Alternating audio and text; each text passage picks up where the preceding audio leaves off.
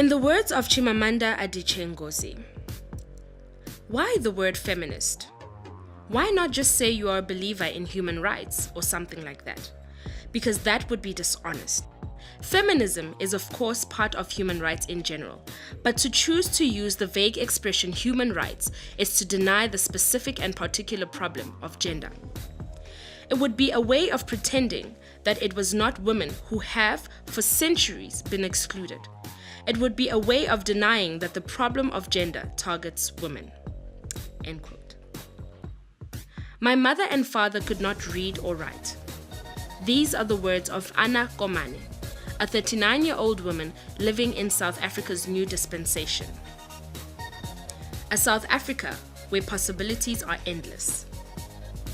Anna, her children and husband live in an informal settlement 20 minutes away outside of what was then a demarcated white-only area in Pretoria. Anna, who matriculated in 1999, despite the hardships she faced being a student during the apartheid era, now works as a domestic worker due to not being able to study further because of funds and legislation that limited how far a black person, let alone a black woman, may get in their education.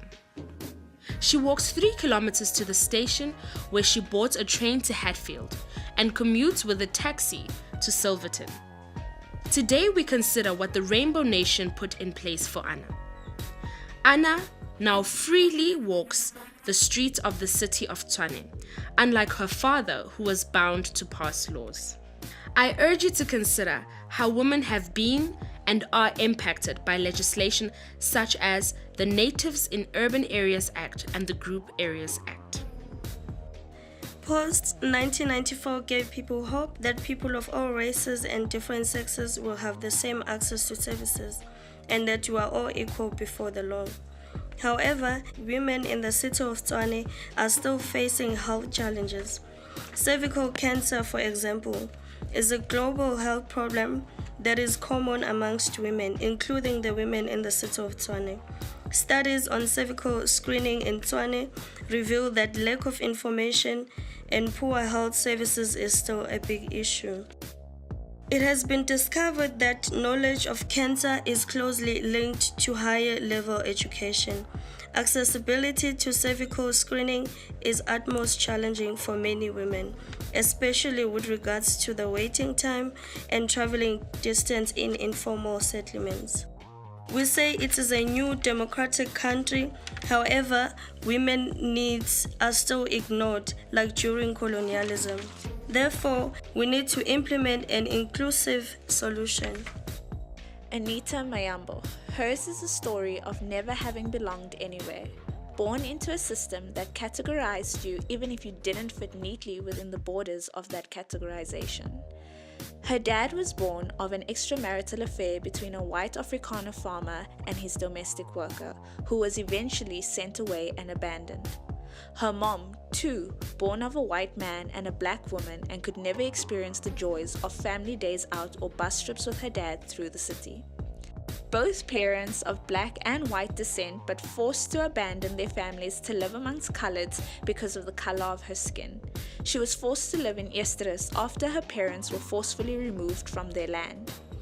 There, she had to teach herself Afrikaans. There were no English-speaking schools in the area, and she was not allowed to attend school anywhere else. Not being coloured, but having to adopt coloured culture and ways of life instead of her own. Due to not fitting systematically within the confines of past legislation, she led political movements in university and advocated for human rights, spreading the Freedom Charter with great passion and audacity. A wise woman refuses to be anyone's victim. Today, she sits on the bench at the Magistrates Court in Pretoria, despite the law having handed her a bad deal. Women in Tshwane are triple affected by sexism, racism, and classism. Women are too often still perceived as kind, lenient, and passive, fit for the home, unfit for politics. Tshwane women unite to fight. In 1954, we adopted the Women's Charter, demanding equality in laws, politics, economy, and education. In 1956, 20,000 women came together in the city of Tshwane to fight against the past laws of apartheid government. This was the first time people of color crossed the border to the Afrikaners' Holy Grail, the Union buildings, in such great number. 1994. With the end of apartheid and the new constitution, women are formally equal in law. However, the injustices persist to occur. Instead of taking on leadership, women are being bound to the home to care for family and children. Women want to choose. Women are part of public life. How can they choose if there is no boss to take them to work? If men are not able to stay because it would affect their career? What if women are denied their career by being assigned the role of a housewife? What if they are denied the life where they can prosper? Women are molested. Women are raped. Women are murdered. What if women can't take part in the public sphere because they don't feel safe? Women of Tshwane are political now. In 2018, women are marching to the union buildings again to fight against gender-based violence.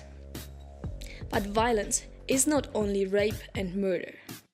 Violence is denying choice. Violence is telling girls to be pretty instead of fierce. Violence is threatening women for taking part in political actions, even though the men posing the threat are fighting for the same goals.